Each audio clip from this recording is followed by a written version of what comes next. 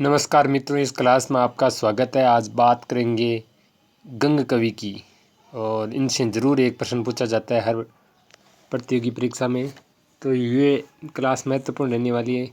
चलिए शुरू करते हैं कवि गंग के बारे में। विशेष तथ्य, सबसे पहले बात करेंगे इनकी 8 विशेष तथ्य हैं इनकी। इससे पहले हमने अर्थ साहब के कवि कृष्ण भक्ति में और मीरा रस खान और रहीम की क्लास ले चुके हैं, तो चलिए शुरू करते हैं। ये बीरबल के बाल सखा थे। यही बीरबल है जो अकबर के दरबारी थे।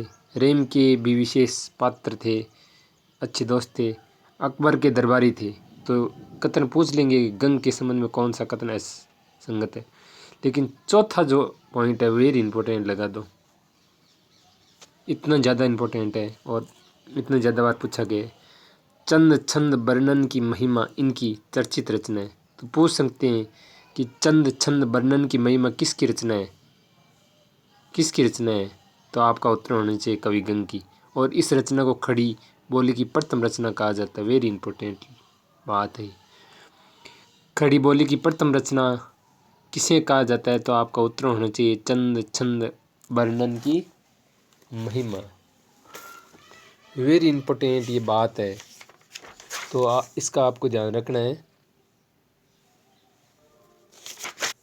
इसके अलावा अगर पूछ ले खड़ी बोली की गद्य का पहला ग्रंथ चंद छंद वर्णन की महिमा है, लेकिन खड़ी बोली गद्य का पहला प्रौढ़ परिमार्जित ग्रंथ पूछ ले तो राम प्रसाद निरंजनी का भाषा योग वशिष्ठ है। ये भी आपको ध्यान रखना है, क्योंकि जब खड़ी बोली की 2 प्रश्न हो तो कन्फ्यूज हो सकता है।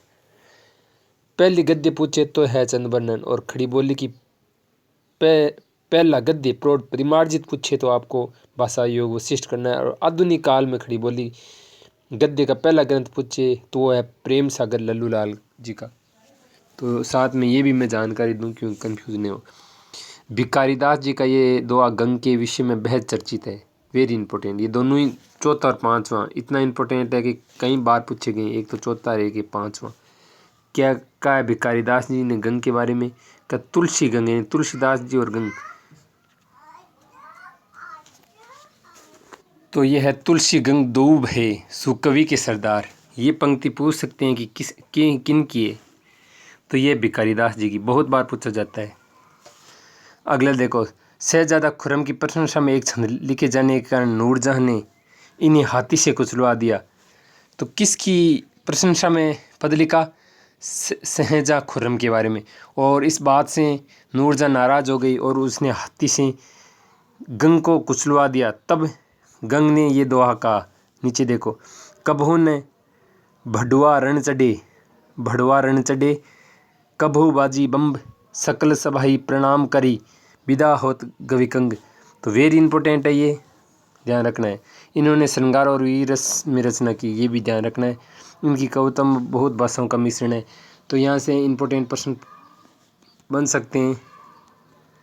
तो कौन सी इंपॉर्टेंट है? सारी इंपॉर्टेंट है, लेकिन फिर भी चौथा, पांचवा और ये छठा, सातवां और आठवां सारे ही आपको होनी चाहिए। क्यों कि पूछ लेंगे कि गंग के संबंध में कौन सा कथन असंगत है। तो जो अगर आपको कोई भी कथन याद नहीं होगा तो वहाँ आप गलत कर दोगे। तो दोस्तों, हम अगला है बीरबल, उसके बाद नरहरि, बंदीजन और कवि होलराय, इनके बारे में पढ़ लेते हैं। बीरबल, इनका वास्तविक नाम है महेश देश। पूछ लेंगे बीरबल का वास्तविक नाम क्या है। विशेष तथ्य, अकबर के नवरत्नों में शामिल थे कौन? बीरबल। और कविता में अपना नाम ब्रह्म रखते थे। वेरी इंपॉर्टेंट, पूछ सकते हो, यहाँ आप कंफ्यूज हो जाओगे। नरहरि बंदीजन, अकबर द्वारा महापात्र और टोडरमल को भी महापात्र की सम्मानित किया। दोनों ये कथन इंपॉर्टेंट है। इनकी रचना देखो, रुक्मिणी मंगल, ये इंपॉर्टेंट है पहली, क्योंकि बहुत से और भी कवियों ने रुक्मिणी मंगल सिंह लिखा है, तो यहाँ कंफ्यूज ना हो इसलिए आपको ये रचना पता होनी चाहिए। कवित नीति और छपे नीति।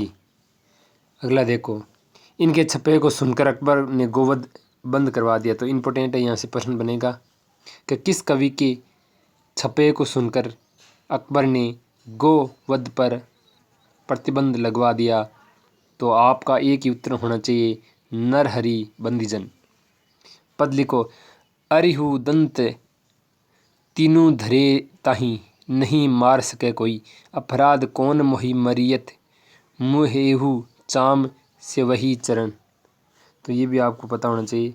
आगे कवि हौलराय इम्पोर्टेंट है, इम्पोर्टेंट इस संदर्भ में कि इन्होंने तुलसीदास जी के संबंध में एक पद कहा, इस कारण कवि हौलराय का ये कथन है, पूछा जाता है। एक बार हौलराय तुलसीदास जी के लोटे पर रींझ गए थे, लोटा पसंद आ गया था तुलसीदास जी का, तो क्या कहा कि लोटा तुलसी को लाख टका को मोल। तो उत्तर में तुलसी ने भी कह दिया था कि मोल तोल कछु है नहीं, लेहु राय कवि होल। ये तुलसी ने कहा फिर, तो ये कवि हौलराय ने कहा कि लोटा तुलसी को लाख टका को मोल। तो प्यारे दोस्तों, ये क्लास आपको अच्छी लगी होगी।